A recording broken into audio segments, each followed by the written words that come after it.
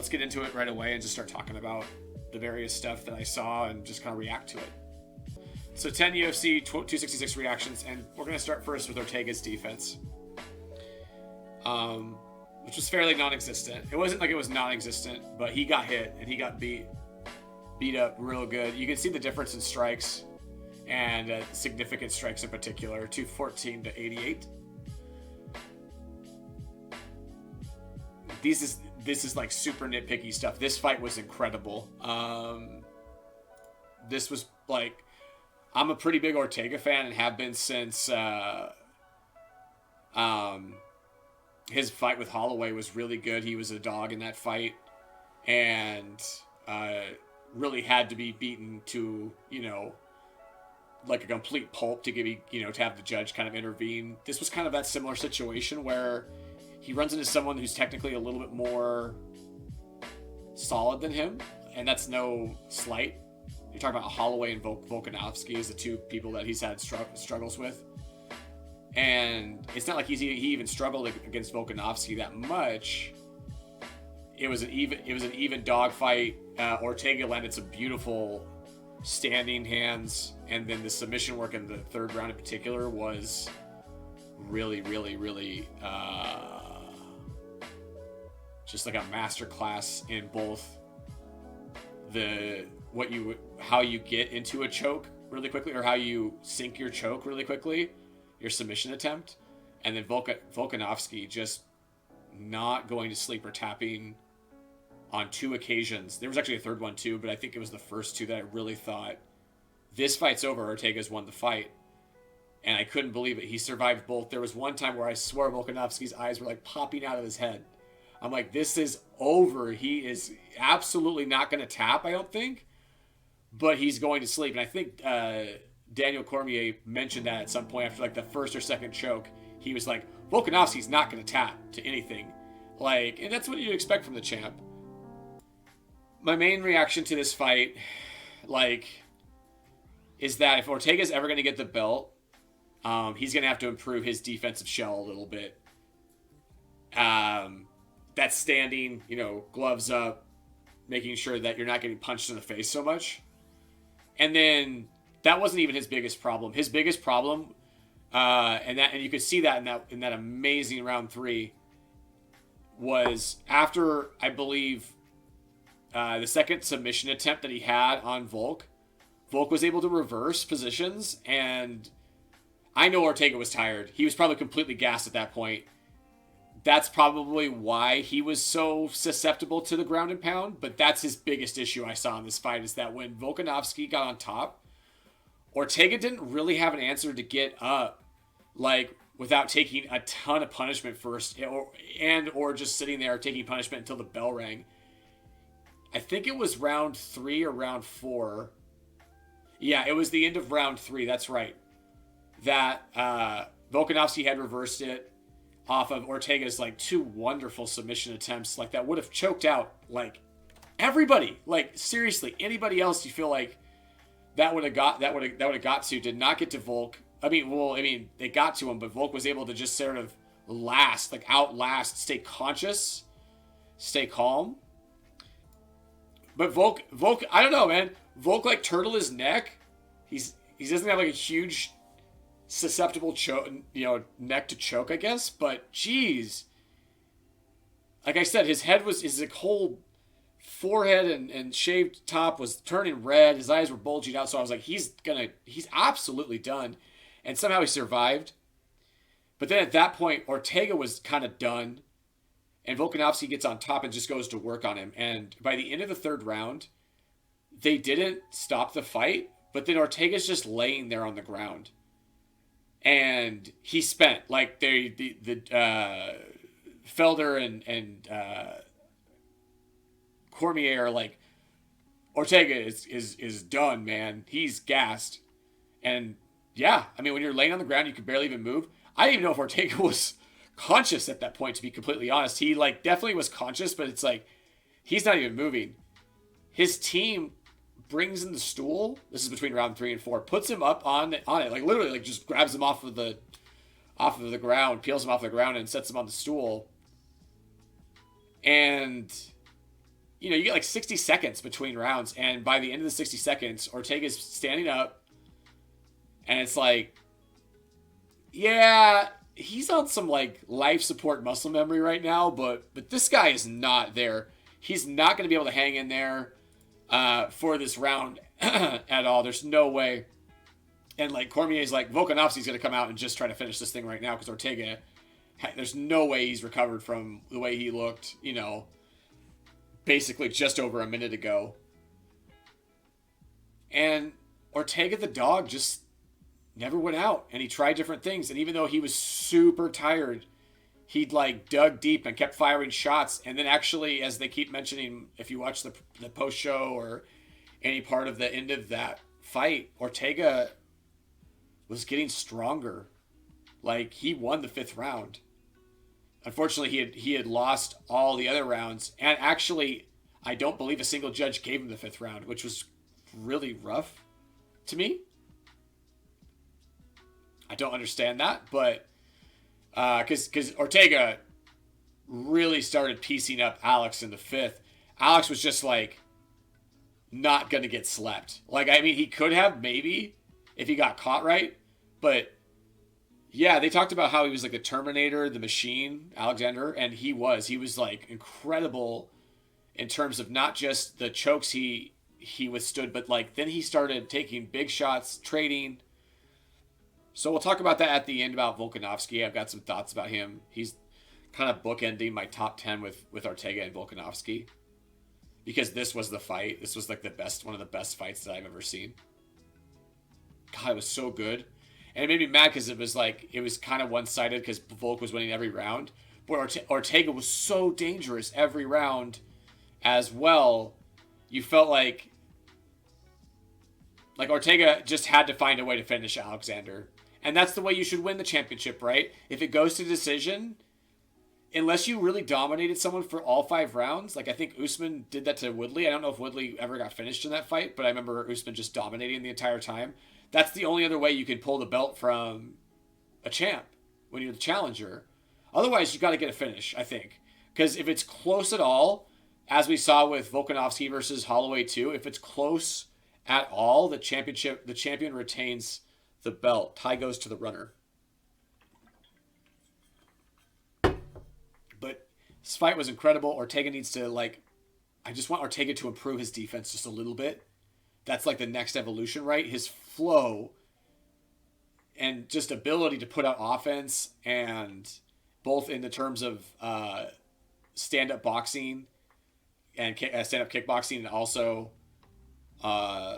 just the submission attempts from anywhere at any time. And he leapt on a submission at the first submission in round 3. Like, man. Like I said, I'm not like a huge Ortega fan over Volk, but I was rooting for Ortega.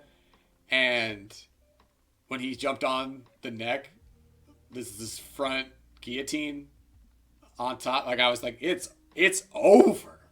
This is a wrap. Ortega's got this. I really felt really strongly about that. And then boom, 20 seconds passes. Ortega is just squeezing Volkanovski's neck.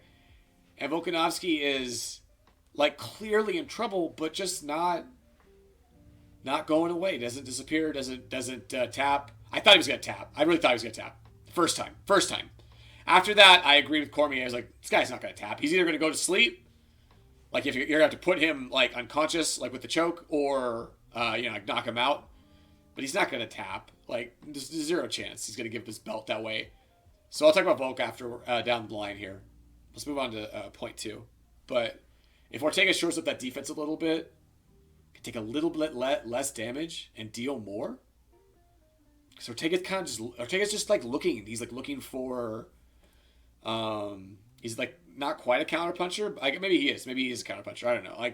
But his offense is great. His output's really good. But against a guy like Volk, Volkan and Holloway's outputs are legendary at this point. So you got to find a different approach. And I think better defensive against guys who are going to go that much with that many strikes, and then just finding a way to finish them. And T-City Ortega is like one of the scariest non-champion fighters in the UFC in terms of, oh, if I mess up or something, this guy's gonna get me. This guy's gonna get me in a real bad way. So, anyway, that's how I feel about Ortega. Is that I just feel like it's really nitpicky. He had a wonderful fight. He also got beat up again, like he got beat up in the Holloway fight, like really badly beat up. So, I mean, we didn't even take into account that at one point his left eye was swollen, like kind of shut, and they asked him, can you see? And it was kind of like wishy-washy. Ortega wasn't just being like, yes, I'm good. He kind of was like that, I think, but it was like I think he was just having trouble understanding, or he was just like banged up. When you get punched in the face a bunch of times, you're not necessarily like super responsive, right? Like, and that was at a point where Ortega had taken a lot of shots. And so this is not me saying, oh, Ortega's like, because Ortega's a dog. And at one point, I believe they asked, are you okay, in the corner? And he was like, what's that? What kind of question is that? I'm totally fine. So, he's amazing. But at one point they asked about his eye. They did a bunch of like numbers. Like Herb Dean was trying to do like, look at this, but he was changing them like kind of rapidly. And Ortega wasn't 100% on them. And I was like, this is it. They're going to call the fight here. Volk's going to win the fight on some bull crap again. Not that he didn't deserve it, but Volk Volk needs to try to like absolve himself of some of the close, victories he's gotten, or at least the last one with Holloway, and like a stoppage for an eye. It just wouldn't have been it'd been anticlimactic and not good enough for I think Volk. By the way, Volk I don't think cares, but like my point is that the way it ended versus the way it could have ended was a lot better for everybody. But especially Volkanovski, Valentina Shevchenko versus Lauren Murphy. I mean, what is there to say? Like, I wrote some things down. Valentina's untouchable. Routinely, she fired fast, impactful, 1-2 punch combinations followed by a calf kick. So it was like a 1-2 and then calf kick. Like, I believe it was the other way around. I'm not sure. I don't think it was left, right, left kick. I think it was maybe right, left, right. But anyway, either way, Valentina threw that maybe like 24 times minimum, and just boom, boom, smack every single time. Just thud, hard hits, whip kicks. Lauren Murphy, man, I really wanted her to be something here in this fight, and she just unfortunately had nothing to offer Shevchenko, as so many people before just have, come. It's not like Lauren Murphy's the first one here at all, and we know that Shevchenko is just so dominant at her weight class. And Lauren Murphy and, anybody else at 125 just doesn't have anything to offer her at this point. And we'll see if anybody else comes along. She doesn't just dominate every fight in terms of just knocking them out in the first. She kind of just wears you out, shows how she's technically just outclasses you. And that's what she did against Murphy, is that she just technically outclassed her. She was way faster than Murphy. Again, like 3 strikes to every Murphy attempt, it felt like. And Murphy's attempt was, barely, maybe it got through, maybe it didn't. Significant strikes, 11 for Lauren Murphy versus 98 for Shevchenko. And sprinkle in 3 takedowns for Valentina as well.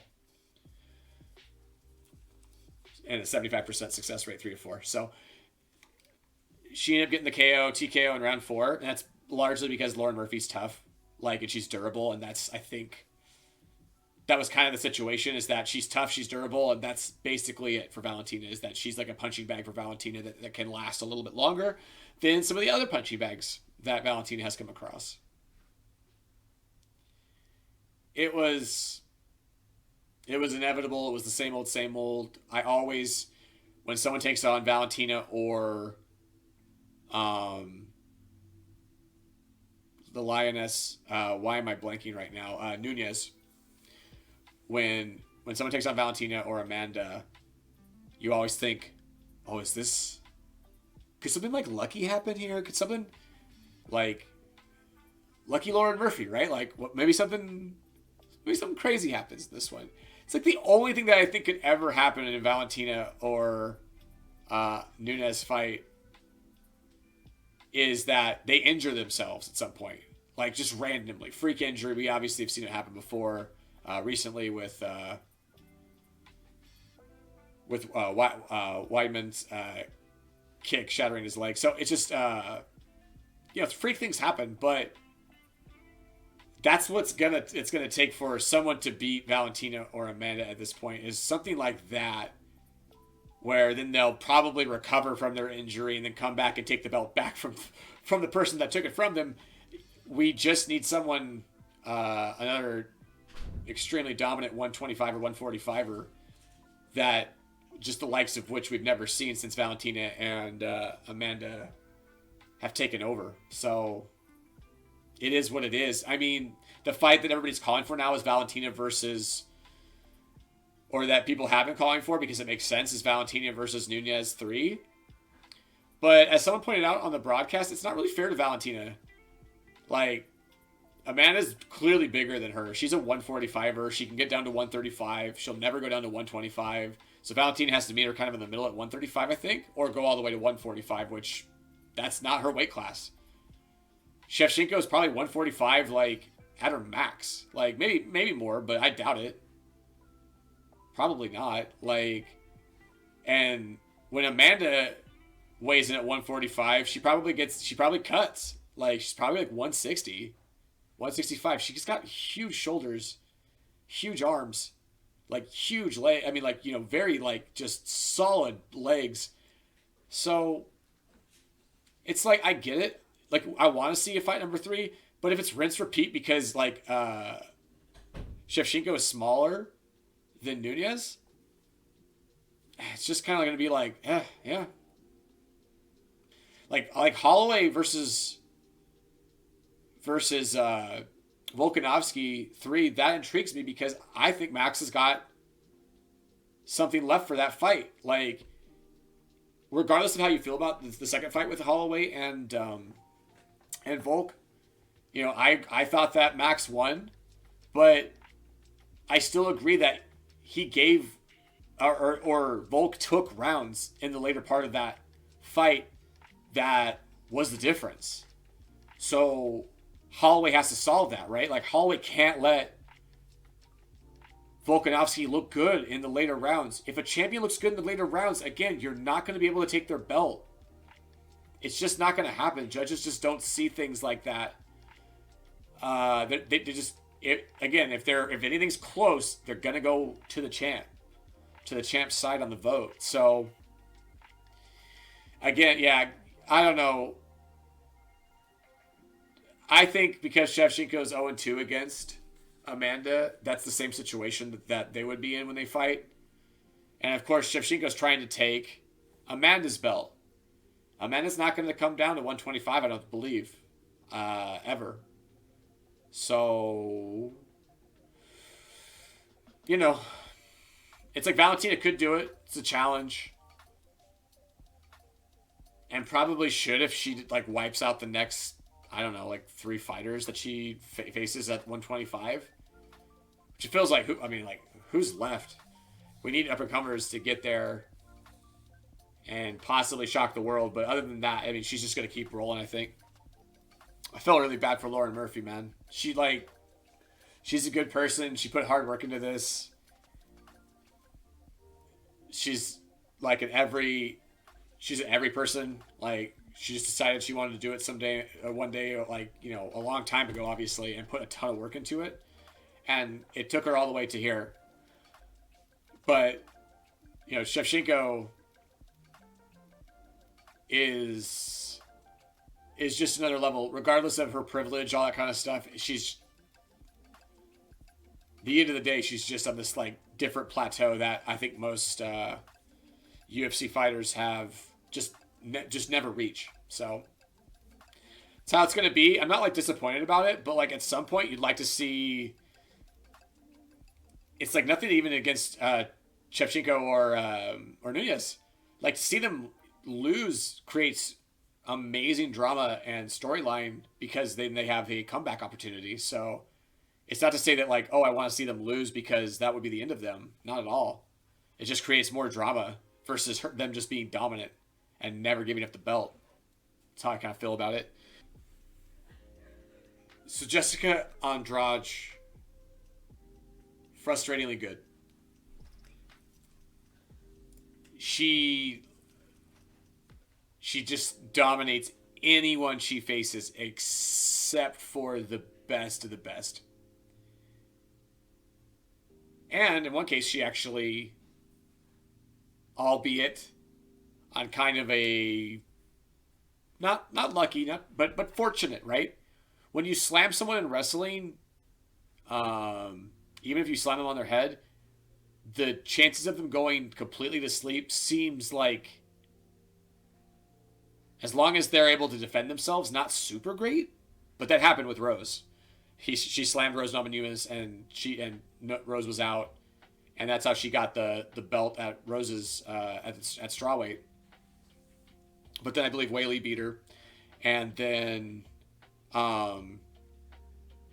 she moved to 125 to face Shevchenko, and was thoroughly dominated, like just completely wiped out. Had no chance, zero, nothing, zero chance. It was weird at the end of the fight. You know, Andrade was just kind of like in awe. But she's so good. She's so strong. Her punches clearly hurt people. And, you know, she battered Cynthia Calvillo for the first round TKO. And Calvillo was looking good. She was going up. She was making moves. I think she'd won, at least 3 fights in a row, maybe more. And Jessica Andrade just comes in and Andrade takes on all the way up to like number 1 contenders. She comes in and she basically wipes them out.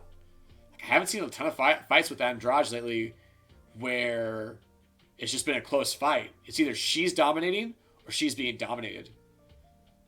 And so that's where the frustration comes from, right? Because she's so good. But she's just like a rung below. You know, her technical prowess is just at least a rung below, maybe more. Thinking about Shevchenko, but Shevchenko is just on their level in general for a lot of people. But anyway, Andrade's power is right there. It's just like, it's so scary. Her ability to both wrestle, slam, and punch you out, knock you out with punches, is very clear. Caitlin Chikagian, she body shotted her so hard that like she just screamed and ran the other direction, which is not what Caitlin would have preferred to do there. That's called like a liver shot where you basically get shut down, and it's like a natural reaction in your body to just be like no and go away from the thing. It's like watching a flight. That we're in a flight situation all the time, right? And when the fight suddenly turns to flight, you know that it's not the fighter necessarily consciously deciding that.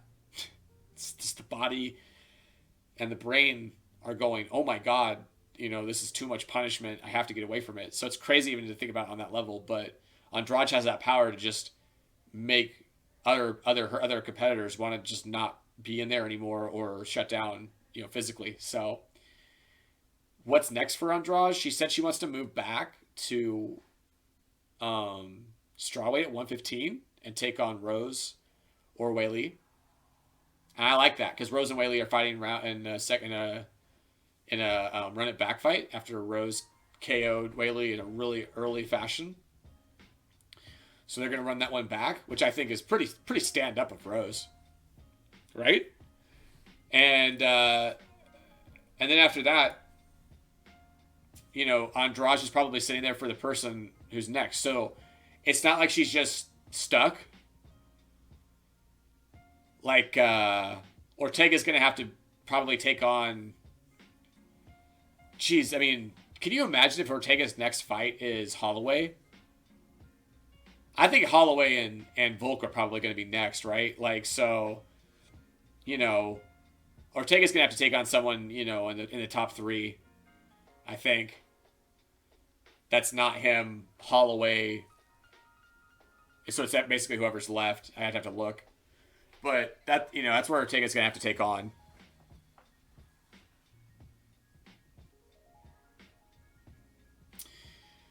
Yeah, because my point is that Andrade, it feels like she has nowhere to go when she's in Valentina's division. She's just going to be number one. She's going to be what is his name? It's going to make a stupid anime reference, but I can't think of it. But there's my kids and I watch My Hero Academia, and there's this one guy who's always the number one contender to be the top hero in the world, but he can never ever achieve even close to what the top hero can. That's kind of where Andrade is. So yeah, it's still intriguing. That triangle of her, Rose, and Weili at strawweight, it's still intriguing for sure. So it's not as frustrating as it could be, but it's like, man, she's so good against anybody who's not like the absolute top of the food chain.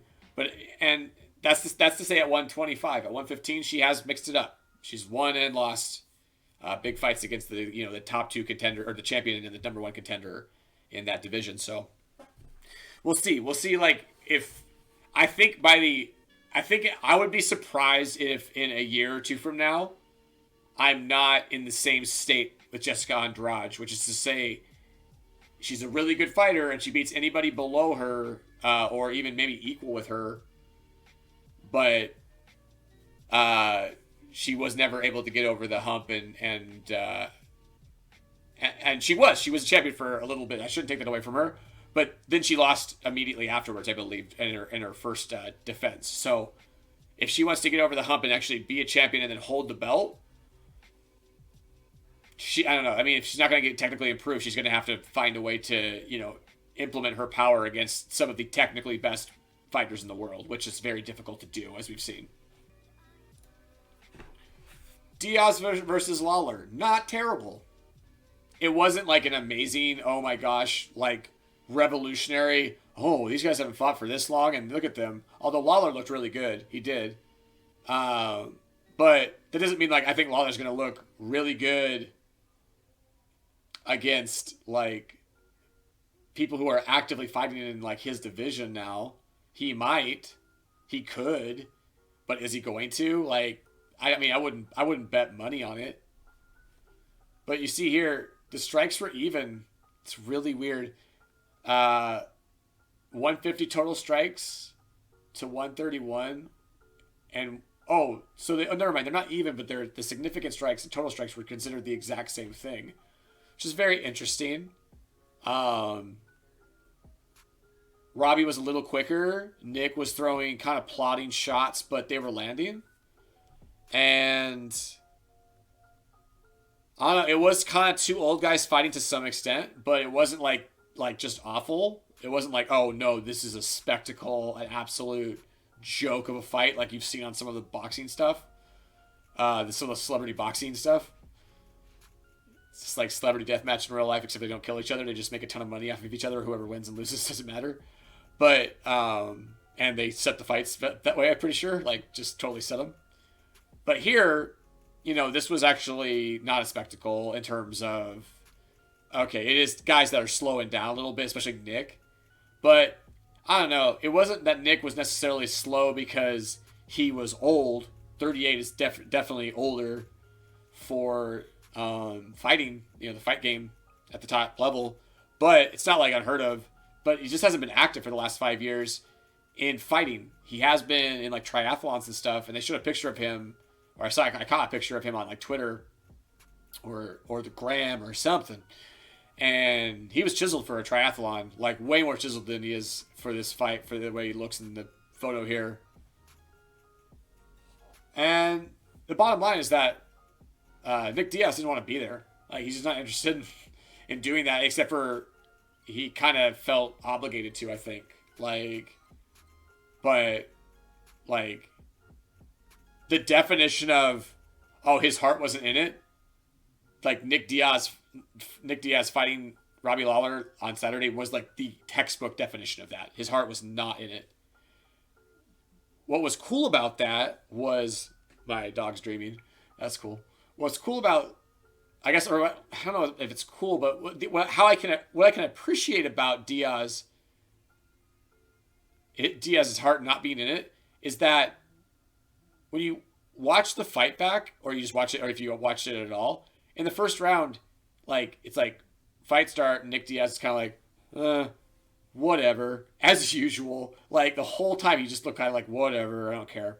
Robbie Lawler starts punching him, like a lot. And at that point, even if you're not wanting to be there, you get punched in the face enough times, you're probably going to start fighting. And so that's what Nick did, because he was just getting punched. He was kind of just like, well, let's go then. And that's what made it kind of an interesting fight. You have to give it to Robbie. If Robbie came out and was just a total dud and was like trying to counterpunch, which was not something that Robbie Lawler, I don't think, does, but if he just didn't have, that energy he had, I guess, going back to his old days, then this fight could have been real bad. Robbie stirred the drink on this fight for it to be okay, because he punched Nick Diaz in a way that kind of woke him up, had Diaz fighting back. As some analysts have pointed out, Diaz had no footwork, really plotting shots. Obviously just hadn't been fighting or sparring or training like for fights in a long time. But still had a great chin, took a lot of hits. Like, it went on for 2 rounds. I think Lawler was up 2-0. Maybe it was 1-1. I think some people even argued that Diaz had it 2-0, but I think it was 1-1 probably. And then in round 3, about 40 seconds in, Lawler broke Diaz's nose with like a punch, right, just a straight up the pipe, and it sat Diaz down. Diaz set up for some like jiu-jitsu, and Robbie's like, nah, back on the feet, let's keep throwing. And the judge, the referee asked, Nick, all right, get back up, or told Nick, get back up, and Nick's like, I'm good. And he's like, you're not going to get back up? And Nick's like, nah. And that was it. And so a fight doesn't usually end like that. I mean, that's like a really rare thing. I don't think I've ever seen it before. I mean, if it would have to be something that like really devastating. And a broken nose generally it's bad, but it's never something that like would stop a fight. Like, the person with the broken nose just has to deal with it generally, doesn't put up a fuss about it until, either on the stool or completely after the fight. But, it just kind of finished up in it and let everybody know that Diaz was just not willing to go any further. In retrospect, 5 rounds seemed really stupid because Nick Diaz was not probably going to get through 5 rounds. Like, he might have been able to off a heart, but as far as his attitude goes, like, he didn't want to be in there. And it was so clear. So it was just such a weird fight in that regard, right? Because it wasn't a bad fight. Diaz still like fought all right and did some good stuff. But and threw 339 strikes and landed 150 of them. So that's not nothing at all. Like, in fact, it was kind of like a huge pace, because that's what Nick kind of has always done, is on the feet is just throw. But yeah, Lawler was piecing him up too and hitting some big shots. And Lawler wanted to be there, and Lawler was like had the right mindset and attitude for it. And I'm not saying that Diaz had to match that or do that or be the equal there and say, yeah, I'll definitely find a way to motivate myself for this. He didn't owe anyone that. He didn't have to do that for himself, but I think it just would have made the process easier for him. But he keeps it real. And as he pointed out, he's not the kid that he was that was like flipping people off and being crazy. He's always trying to be an older, like a father figure or a, older brother kind of stuff to a lot of people coming up. And he doesn't think that that's super, like, it's just like, it's like if you asked yourself about your past self like 10 plus years ago, you'd be like, nah, I don't necessarily love everything I was back then. Like that's not who that doesn't that person doesn't fully represent who I am now. I've grown. I've decided to mellow or chill, not be so combative.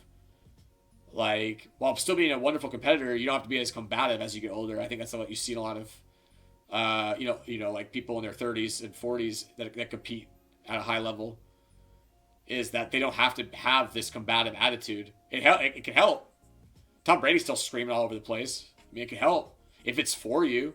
But if you feel older and you're like as in like if you're kind of like got that wisdom going on, kind of like that chill, that post 30 chill, It's always one of my favorite quotes is from Community. It's like, why don't you want to get into a fight? It's like, because I'm over 23. It's like one of my favorite quotes. Number 6 is Biggie Boy's kind of done. And, he's not done in like the UFC or anything like that. But he doesn't really have anything for the top of the heavyweight division. And that's kind of proven out over his fights with Ngannou, Blades, and Cyril Gone. I mean,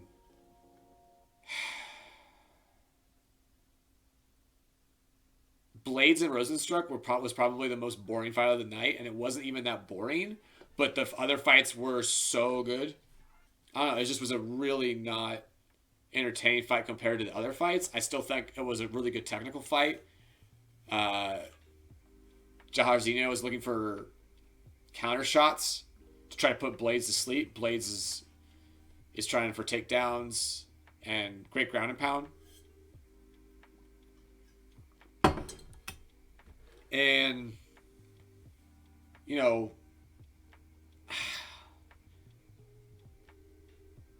he doesn't have the wrestling. Rosenstruck doesn't have the wrestling to deal with a guy like Blades.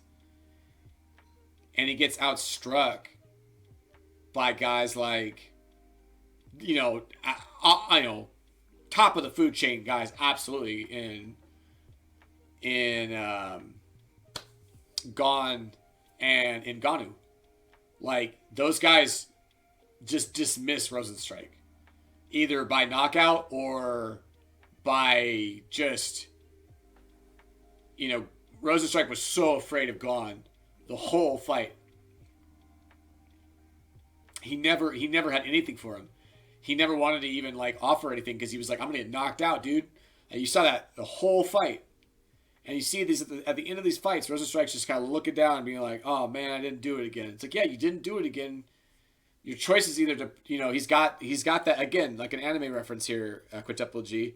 Like, he has the, like, remember One Punch Man, there was that Kabuto guy, that beetle, big beetle warrior, and he flies that One Punch Man and he goes, ah! And he just jumps back like 100 meters or 1,000 meters, and it's like, what's going on? I know I'm the best. I know I'm the greatest. But every time I come close to him, I feel the icy hand of death approach on me. And I've got to get out of there, like with every fiber of my being. And that's how Rosenstruck fights against some of the top guys in heavyweight, man. He just can't get in there because he knows he's going to get wiped out. It is what it is, man. He's going to go fight now some people in the top 10, like the bottom half of the top 10, or the bottom half of the top 15. And he's probably going to win those fights. And he does that. He'll lose some big fights, and then he'll win a couple that are kind of like keep him afloat. He hasn't fought two guys that I don't think he's fought in these guys. He might have, but I don't think he has. I have to go look back at his record. But in no time in recent memory has he fought Stipe or Derek Lewis. But honestly, I don't think he'd have anything to offer Derek Lewis. And probably not Stipe either. Unless Stipe... We have to see how Stipe is after the Ngannou fight. Because he got wrecked. And it's not anything against him. But when you get knocked out like Ngannou knocked out Stipe... You kind of have to see another fight from that guy before you go, okay, he's good. He's all back. Because fighting's not like any other sport. When you get knocked out like Stipe did against a guy like Ngannou, who's just a sledgehammer of power, you got to see how you're going to come back from that. It's just the way it is. So, yeah, absolutely. Rozenstruik is a guy who he's so strong and so dangerous, but there are more dangerous people out there, and he is aware of that. He is very aware of that. And, with Curtis Blades, it's not that he was afraid of Curtis Blades, but Curtis Blades' wrestling pedigree is higher than Rozenstruik, to the point of where Rozenstruik had nothing to offer once Curtis got him on the ground. So, just kind of was what it was. Rozenstruik did close Curtis's eye at one point, and so Curtis had to play a real safe round 3, which kind of added to the fight of that nature a little bit more. Let's see, I'm just kind of making sure I got all the notes there on Biggie Boy. His run for the title is basically over. Not sure if it was ever really a possibility to begin with, but if he wants to get back to losing to the likes of Cyril Gane and Francis Ngannou, he'll need to reel off like 2 to 3 convincing victories against the bottom half of the top 15. Yeah, it's just, I don't see him fighting Lewis or Stipe before he goes through a guy who's in like the top 15, like the 8 through 15 kind of area. And if he loses that one, then he's not going to get back into the mix. But I have a feeling that he'll probably win his next one that pits him against someone who's a little bit lower on the rankings, and then he's got to take on somebody again that's maybe like the top 7, top 5, which might be Stipe, might be, like I said, Derek Lewis. I don't know what Lewis's plan was after he lost to Gane. I mean, it's like you don't really have a plan, but now that Lewis is going to have to, Lewis is probably going to fight again. I imagine didn't retire. It was just like devastating to lose in front of his home crowd like that, and it takes a little bit to move on. But who knows? Maybe Biggie Boy could sneak in a fight with him instead of having to go down. But then I bet you Derek Lewis. I don't know. It's a better fight. It's a more evenly matched fight than Rozenstruik versus Gane or Ngannou. But I still think Derek Lewis has the chops to take him out. So we'll see how it goes. But I'm nothing against him. I'm just kind of tired of seeing Rozenstruik in big fights. It's not. I'm good, man. I'm good. I mean, I could say that about Blades too, but that Blades Derek Lewis fight was amazing. And mostly because Blades went for a shot and Derek dropped the uppercut and knocked him out. But it was good. It was good. It was. So I mean, and Blades does what he does. Rozenstruik is a counter striker that's not good enough. So it's so boring. You know what I mean? Like, and he's a wonderful fighter, but he's just not good enough to take it to the top, like I think he's wanted to here. That Ngannou fight was like 14 seconds. It was crazy. It was such a fast knockout by Ngannou versus Biggie Boy. So, all right, number 5.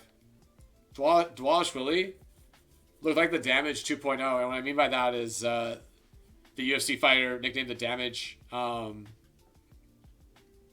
He's more of a wrestler type. Dvalishvili's more of he swings a lot more. But both of them, I've seen in fights, although Dvalishvili usually dominates, but in this fight, he reminded me so much of the Damage in that these guys, their opponents, let's get over to that fight on the prelims here.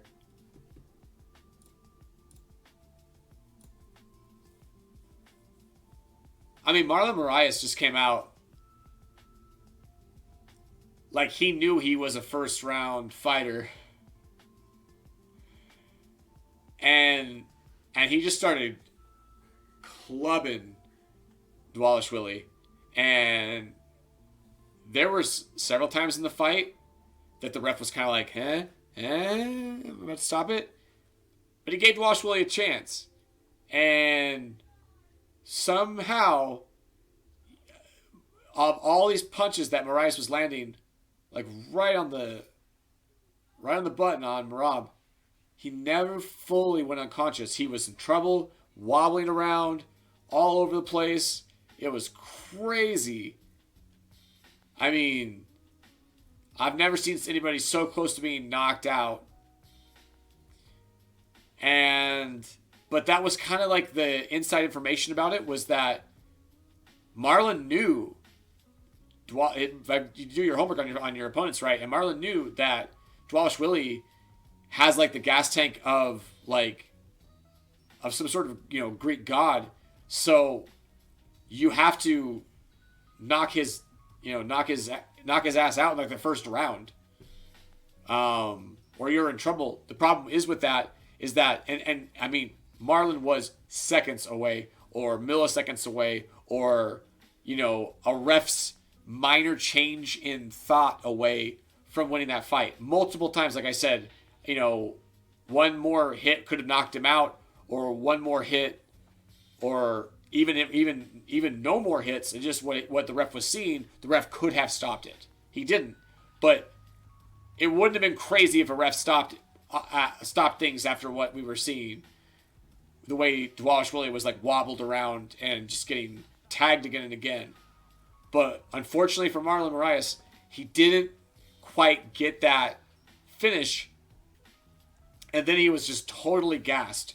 And Dvalishvili just like flipped the script and script in such a way, it was crazy to see, because your endurance has a lot to do with how you are able to absorb punishment too. If you don't just get absolutely knocked out, put to sleep, etc., then your endurance can save you from some of those heavy hits where you get wobbled and such.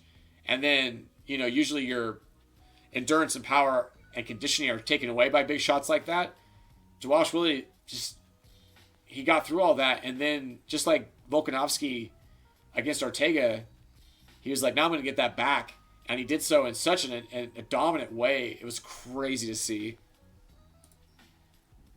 Marlon came to win. I'll just hit the notes here. Marlon came to win and finish in the first, knowing he needed to empty the tank and get a guy like Merab out of there ASAP.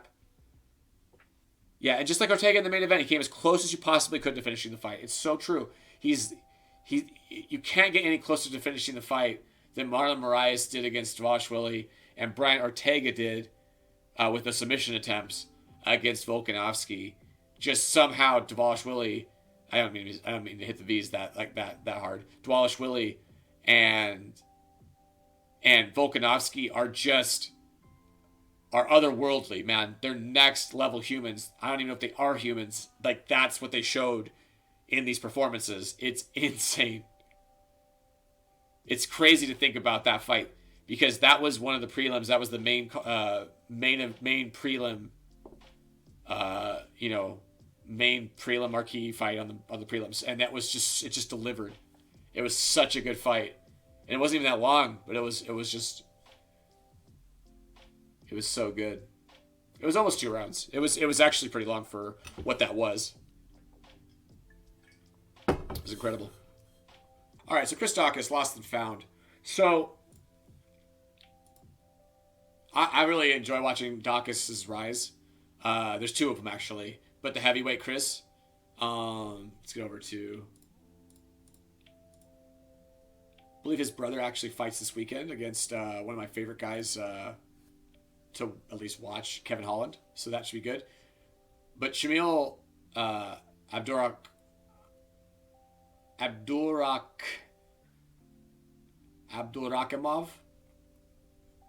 maybe, and Chris Daukaus.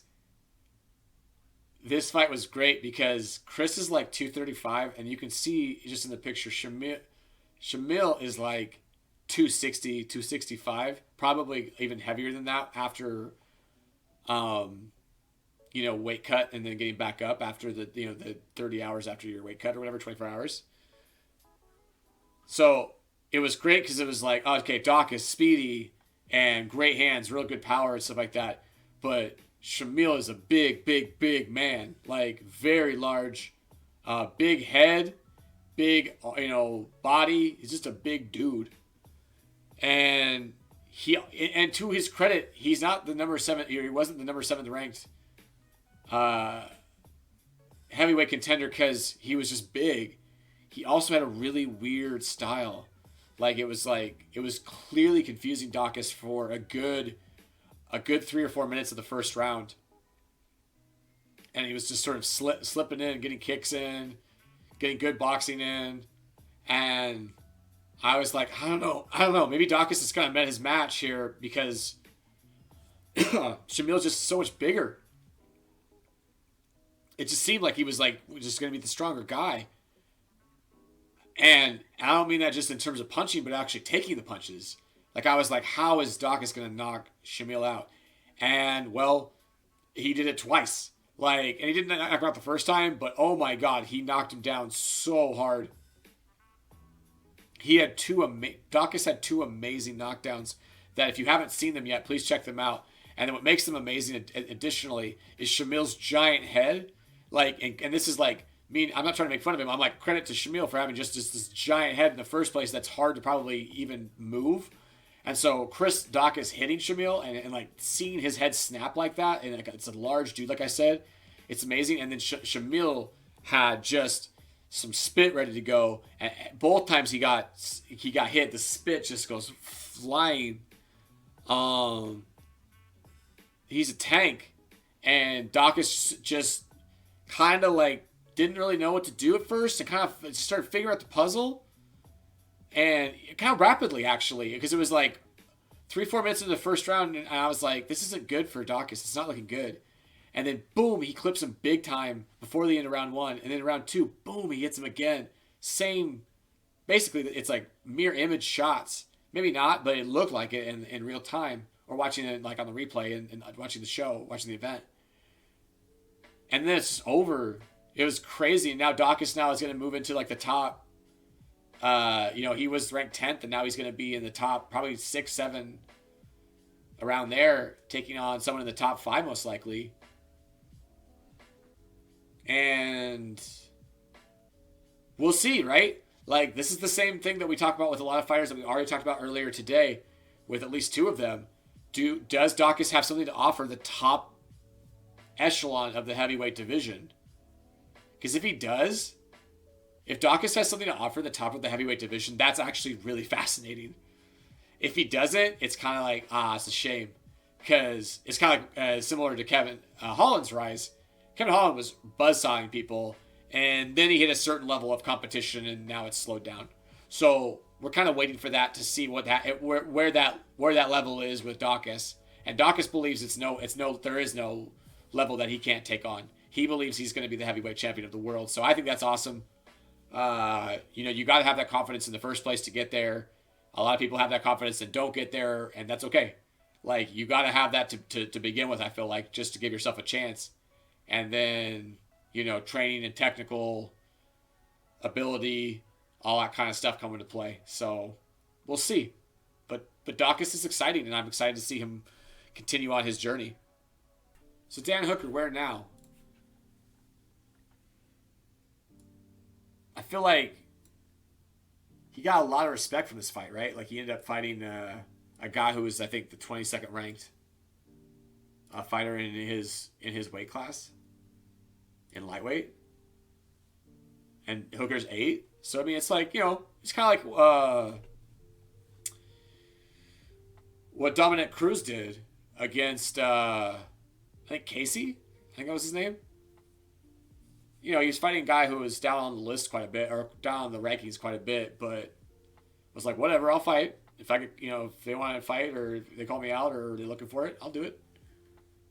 And it's cool, and but I mean, we kind of knew Dan was good enough to do this, right? You never know, because the people that are the challengers, the people that are up and coming that don't have the numbers by their name, or just starting to get the 15s through 10s, like Giga Chikadze, great example of someone who doesn't matter, like, what if you're a higher rank than him, he's coming and he's gonna buzzsaw you, most likely. I mean, oh my gosh, he buzzsawed Barbosa, which is, to me, is just, you don't do that. It just does not happen that often. So I mean, like, there's always chances like that kind of situation happening, but you usually know. Like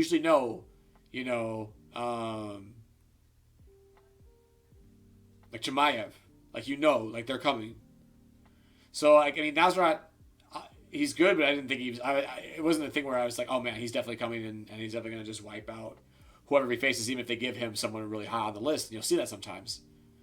Because Hooker faced Chandler, right? And Michael Chandler was new to the UFC, but ended up getting a top I don't even know if he was ranked yet, but once he beat Dan Hooker, he was ranked 2 or something like that. So that goes to show. I mean, he had a huge pedigree, LFA champ, all that kind of stuff. But so Dan Hooker gets respected fighting someone on the way up to get things back on track after losing to Michael Chandler in the way he did, where he actually took his gloves off and it looked like he was retiring. I was like, really? Hooker's retiring? He's like, he's not that old. Like he's still got a chance to make a run. So, but that's the question, right? Like, where now? Like, is he going to improve to the point of being something more than a number 5 to 10 ranked fighter in the loaded lightweight division? Is the kind of the question. And I wouldn't bet money on it, to be honest. But I also, you never know. He's unfortunately kind of in the same situation that Paul Felder was. Very nasty fighter, but probably ultimately in a lightweight division that's stacked, no higher than number 6. Somewhere between 6 and 10 most of the time. Able to deliver some awesome fights, though. That's kind of the point. That's kind of the name of the game. If you can't play at the top, if you can't play with the big boys at the top of the level, or at the top of your rankings, and at the top of your weight class, then put on some good fights against the people that are just below that, and entertain. Maybe that's where Hooker's at right now. Or maybe Hooker's still looking for a championship run. They're always going to say things, versus how they actually think. It could be different. People are real.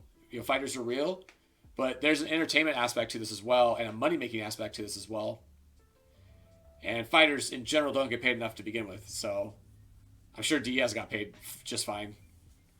But Dan Hooker was talking about the last time he had to go through a situation like he did with this UFC in terms of the quarantine and the last minute stuff and the visas and all that. He was getting paid $1,000 for the fight. And so he's like, this is much better. So it's better money, but it doesn't feel like it's life-changing. I don't know.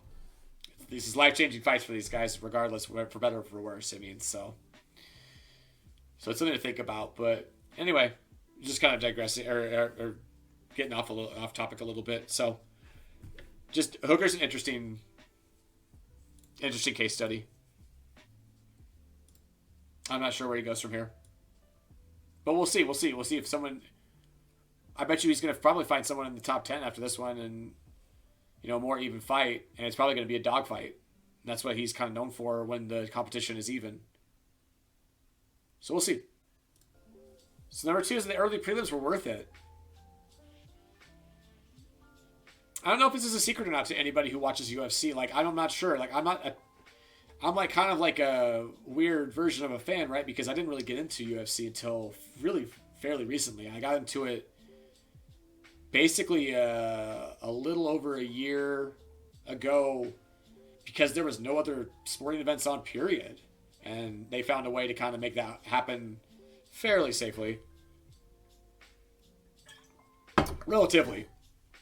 And yeah, no, you got a quintuple G.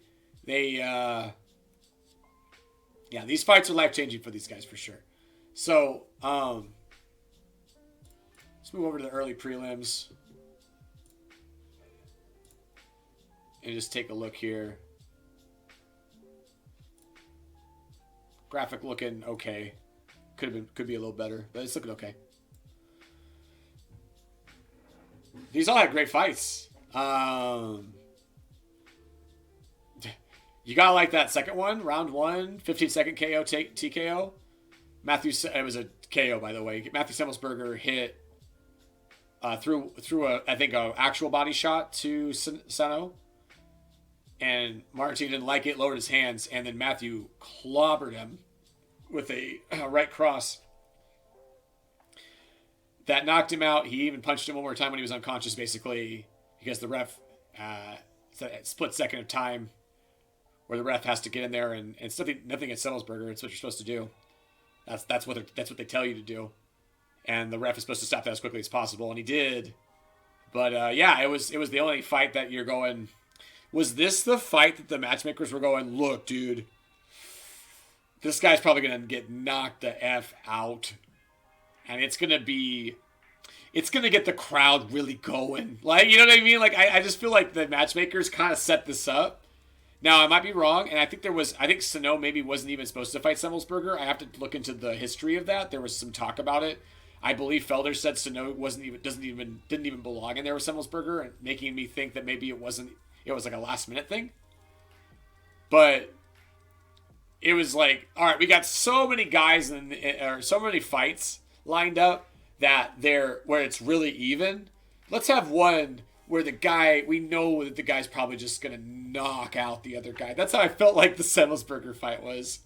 And, I'm not saying that actually occurs, but I wouldn't be surprised if to some level that was talked about. They're like, we got a lot of close, fights. Do we want a bunch of decisions, or do we want a couple of just highlight reels?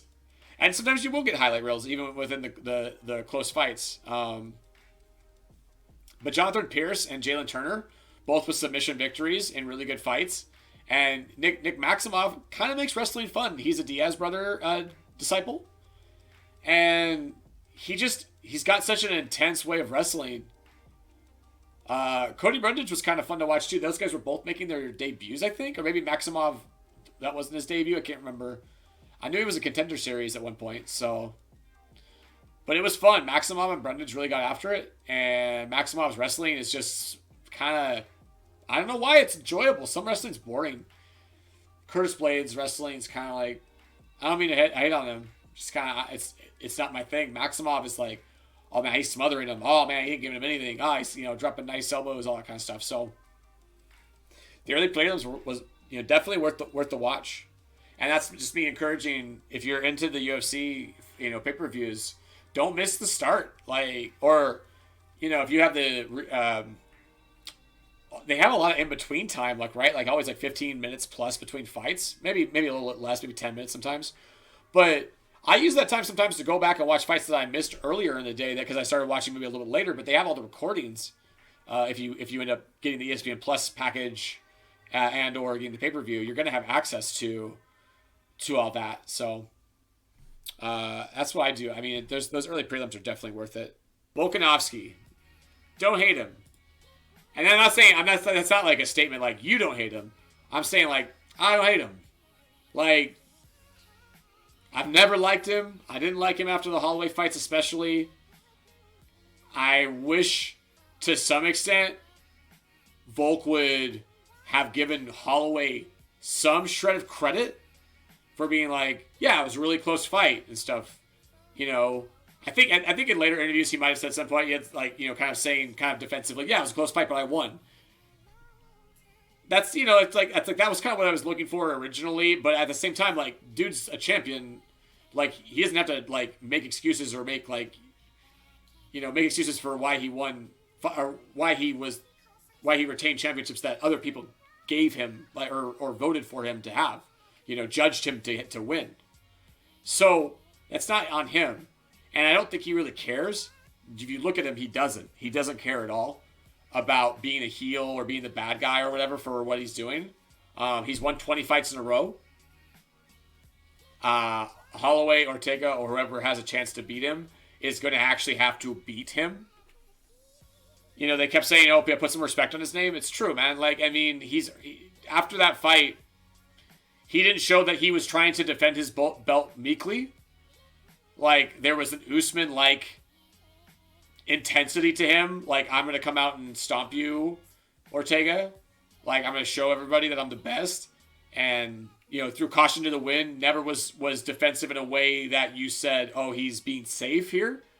Good technical defense, but no, oh, I have to avoid getting caught here or that kind of stuff. It just wasn't there, that fight. It was a real fight. It was real good. Again, one of the best fights I've ever seen because the competition was very close. I do believe that Volkanovski is just a bit ahead of Ortega right now because of the volume and the tank, man. I mean, Ortega's got a tank on him too, and heart I've never seen. Volk's just preparation and his gas tank are the two things that you're going to have to overcome when you fight him. But he didn't just calf kick Ortega to death or anything like that, like he did with Max Holloway. It wasn't anything like that. It was really a brawl the whole time.